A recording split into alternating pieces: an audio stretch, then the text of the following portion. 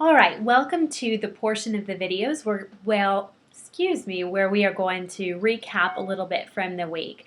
Now, I just want to let you know that in these videos, I do not go through the text line by line because I just feel like that's redundant.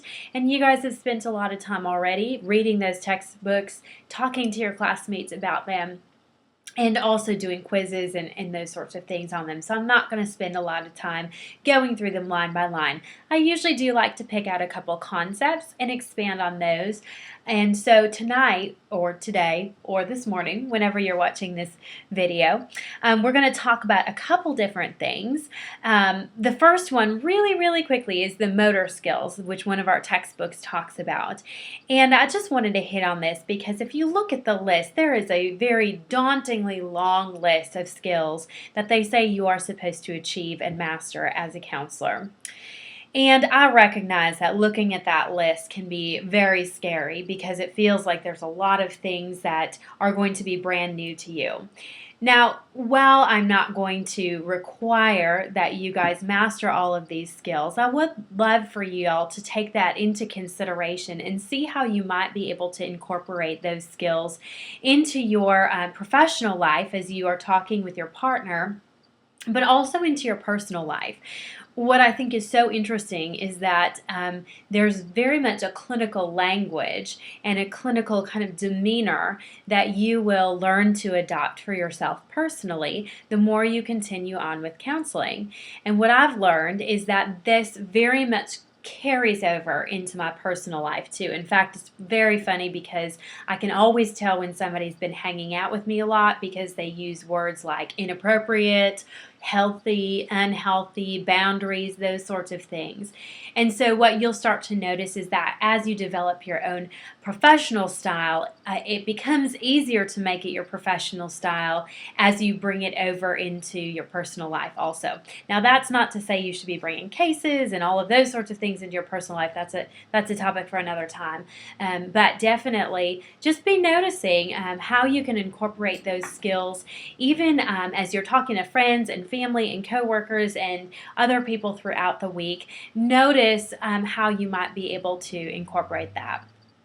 Throughout this course, along with those micro skills, is that you will be looking to develop your own natural style. And the reason I use the word natural is because each one of us are so unique. And there's very much a very unique way that each of us communicate, whether it is with hand motions or voice tonality or how we look at a client or the way that we are able to empathize with them. The way that we do counseling is very reflective of our own personalities. And so as we go throughout this course, I would love for y'all to be mindful of the things that come very naturally to you, to not try to necessarily tweak who you are, but to bring yourself into the room. And by room, it might be a virtual room as you are practicing these skills with your partner.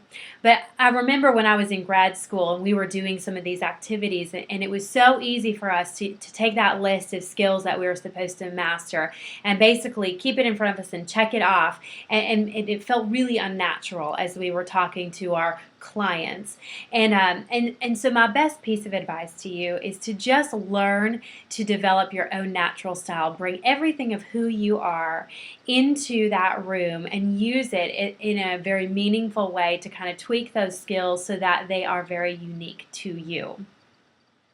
And the final thing I want to touch on before we talk about the group discussion board for this week is self-awareness. And you're going to hear me touch on this a lot throughout our class time together. Within self-awareness, I always offer a lot of resources also. I'm not going to this week because I know y'all are very overwhelmed with just getting started with classes, so I don't want to add one more possibility of a resource for you. But when we talk about self-awareness, the first thing that comes to mind is, what is your story?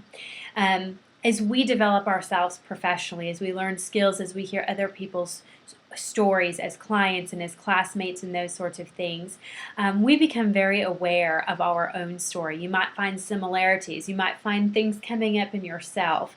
And I want you to just give yourself permission to explore that. Maybe that means that you need to talk to me. Maybe that means that you need to talk to a spouse or a loved one or a friend or a family member. Maybe that means that you need to reach out for your own sort of support. But as we work through this counseling process and developing our own natural style, I would love to just invite you to that place of self-awareness and understanding your own story. Your own story and how you are aware of yourself helps and is very telling of how you can relate to others. Oftentimes, if we're not willing to be vulnerable and checking ourselves and mindful and those sorts of things, it's also very hard to get other people to go there. So I want for you to really notice, especially as you are going throughout this class and even your personal interactions, what is it that kind of triggers you when you hear other people's story? Is it anger? Is it fixer? Is it patience or impatience? What is your own helping style when you hear somebody in need? And when you come to that place where you can kind of notice the anger or the impatience, to allow yourself to sit with that and explore that as it pertains to your story, and then how you bring that into the counseling room. And the last part of that is a question that I would love for y'all to reflect on, and that is, what does it look like to be intentional in your life first? One of the things I love about counseling is how intentional it is.